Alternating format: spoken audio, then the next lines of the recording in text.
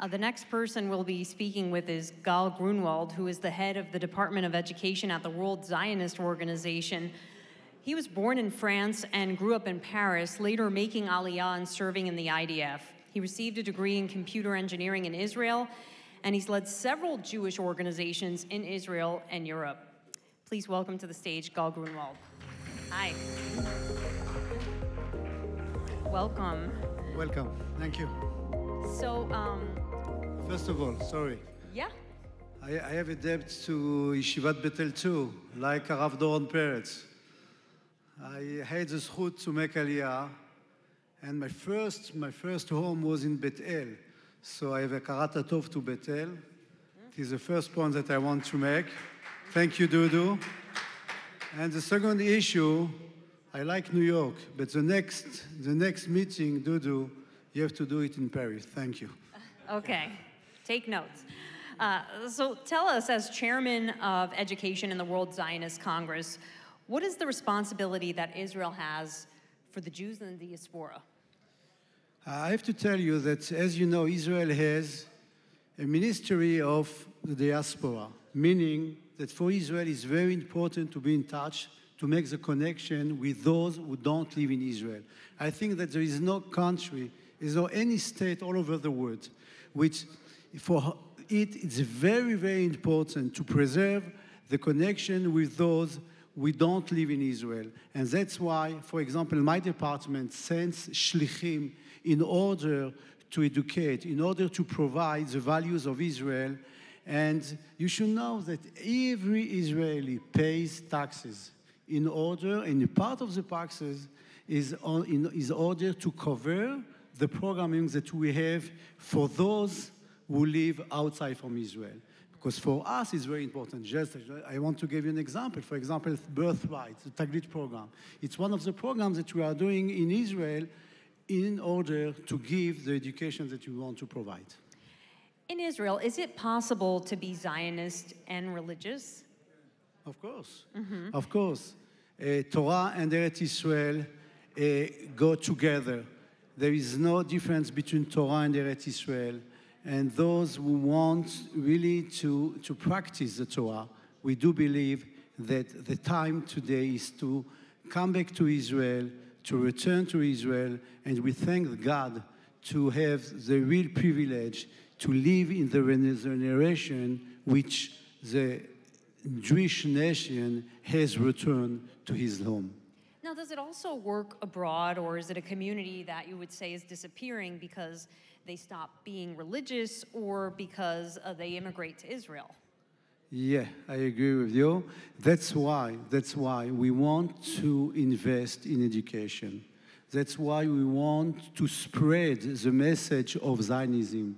That's why we want to enrich the values of Israel and Torah, to be sure that these values are going to be kept. Because one, I would say, probably the most important, I would say, the most important challenge that we have.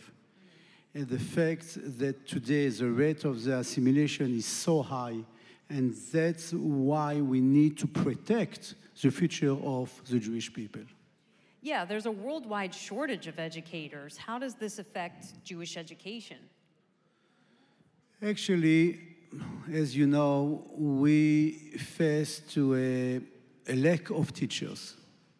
Here in America, in many countries all over the world, and also in Israel.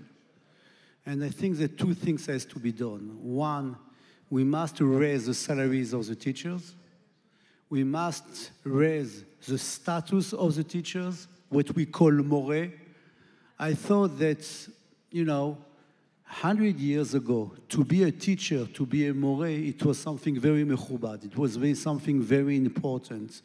And it's something that we must change it, both in America and in Israel. What would you say is the biggest challenge for the Jewish people today? No doubt that the big challenge, as I said before, is assimilation.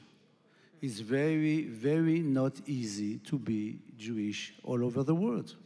meaning that if you want to be sure that our children are going to be Jewish in the next generations, we must have, I would say, a very high level of education.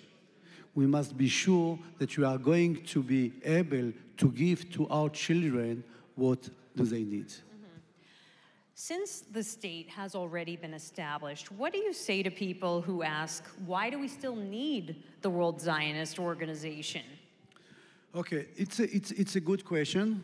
And regarding the question, I want to tell you that it's probably the only platform which exists today which you can create a real dialogue between Jews from all over the world and Jews we live in Israel, meaning we make the decision together. The Jews all over the world, they have the right to vote. They have the right to decide about many resolutions of this organization. The same with the Jewish Agency, the same with JNF, the same with the World Zionist Organization. And it's something that we must preserve in order, I would say, to strengthen the dialogue between us and those who live outside. Is there anything that you're working on right now, any initiatives that you're most proud of? Okay, we work very hard in order to send shlichim, morim, teachers, shlichim, in many schools all over the world. And we know that once you find the real shaliach, the real family, the right family to the school, so the impact that we have, the impact that we got from the shaliach, from the family, is bigger than the school. We are talking about the school. We are talking about the other teachers. We are talking about the community, the entire community. And I think that it's something that we must be sure that the next generation will be continued by having shlichim from the Mizrahi, from Bnei Akiva, from the WZO, in order to preserve the Zionist message and the connection to the Judaism. Thank you, Gael Grunewald with the World Zionist Congress. Thank you for your time. Bye-bye.